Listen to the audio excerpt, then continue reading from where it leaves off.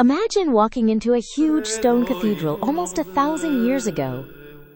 Inside, it is cool, dark, and enormous. High above you, the ceiling seems almost as far away as the sky. There are no microphones, no speakers, no orchestra, no piano. And then, a single human voice begins to sing. The sound rises through the stone columns, echoes under the arches, and floats back down like a musical cloud. That sound was not just music. For medieval people, it was both a prayer and a mystery of faith. Welcome to the world of sacred medieval music, the music sung in churches during the Middle Ages, roughly from 476 to 1492. In the early Middle Ages, sacred music in churches was mostly sung by men, monks, priests, or trained clerics. They sang during religious services many times a day, at dawn, during the day, in the evening, and even at night. And they usually sang without instruments. No drums, no trumpets, no guitars. Just voices. This is called a cappella, singing voices alone. In medieval worship, the human voice was often considered the purest way to carry sacred words. This music was sung in Latin, the language of the Western Church. Most ordinary people did not speak Latin every day, but they heard it in prayers, chants, and ceremonies. Even if they did not understand every word, they could feel the power of the sound, the rhythm, the echo, and the sacred atmosphere. At first, this music was usually monophonic. That means everyone sang one single melody together. No harmony, no chords, no backing track. Just one slow, flowing musical line, following the rhythm of the sacred text. Think of it like a long musical ribbon, carried by many voices at the same time. Medieval chant was not made for dancing. It was made to help people pray, concentrate, and feel close to God. But what about women? Women also lived religious lives in convents and abbeys. They were called nuns, or religious sisters. From the early Middle Ages, nuns also sang the daily prayers of the church, called the Divine Office. However, they usually sang inside their own convent chapels, not in the main public choirs of cathedrals or large churches, which were mostly used by men. So when we imagine public medieval worship, we mostly imagine male voices.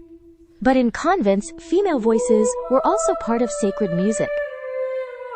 Later, in the 12th century, one of the most remarkable examples of a woman creating sacred music was Hildegard von Bingen. She was a German abbess, writer, thinker, healer, visionary, and composer. At a time when many composers' names were not recorded, Hildegard's music survived with her name attached. Her music shows us that women were not only singing sacred music, some were also creating it.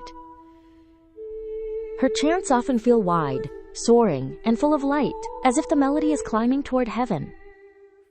But let's get back in early medieval times. One of the most famous kinds of sacred medieval music is called Gregorian chant. The name comes from Pope Gregory the Great, who lived in the 6th century. According to tradition, Gregory wanted Christians across Europe to sing and pray in a more unified way. A popular medieval belief says that the Holy Spirit, in the form of a dove, sang the chants into Pope Gregory's ear. Historians know that Gregorian chant developed over time through the work of many people. But the legend tells us something important. Medieval people believed this music connected heaven and earth.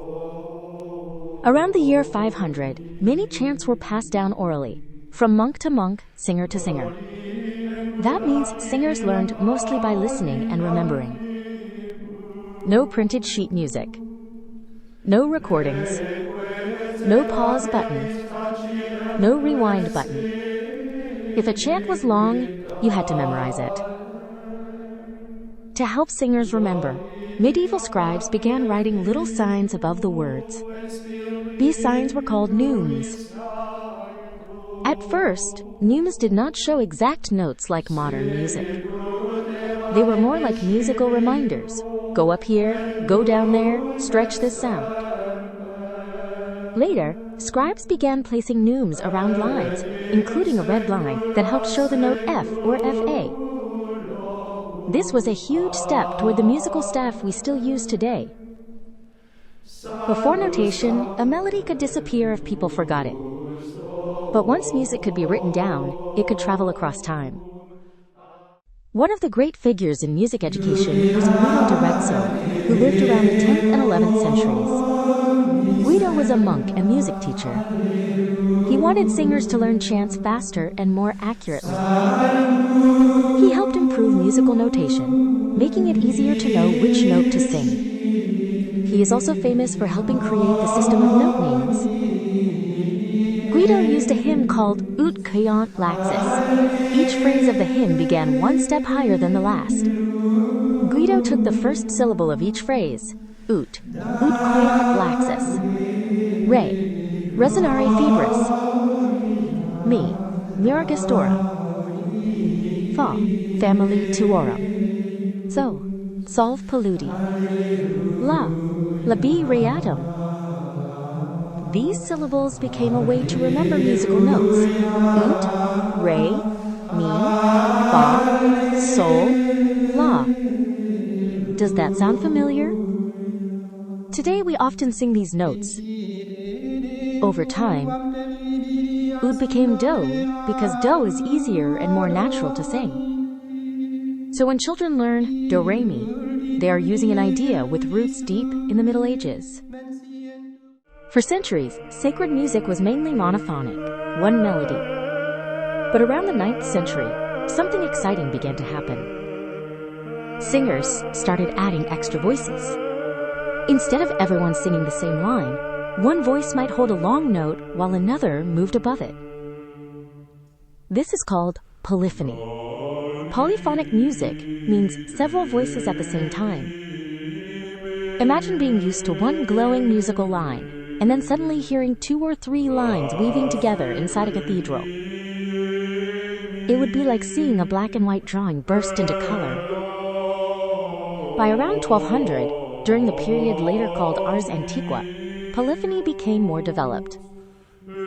Music began to use more lines and notation improved to help singers manage the complexity. Some of the most famous early polyphonic composers worked around Notre Dame Cathedral in Paris. 2 important names are Léonin and Peritin from the 12th century.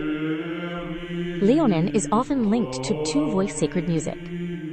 Peritin helped expand the style with 3 and 4 voices.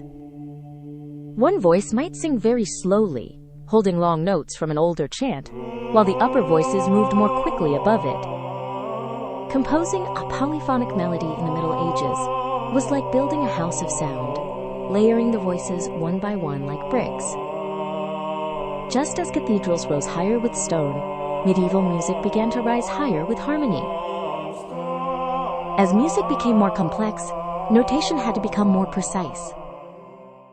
Around 1350, during a period known as Ars Nova, rhythm became more carefully written and theorized. This mattered because when several voices sing different lines, everyone needs to know not only what note to sing, but also when to sing it. With the Ars Nova, singers could now follow both the height and the length of notes. By around 1450, another revolution changed everything. Printing began to change the spread of music. Before printing, copying a music book by hand could take a very long time. A scribe had to write carefully, line by line, note by note. After printing, music could be copied and shared more widely.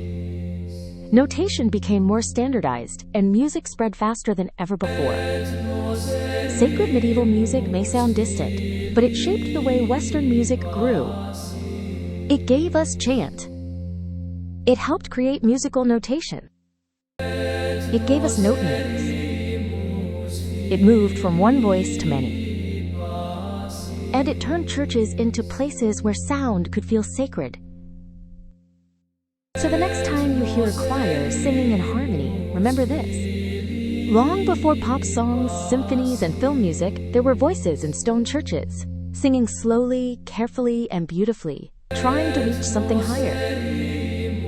Long before playlists and headphones, music was carried by memory.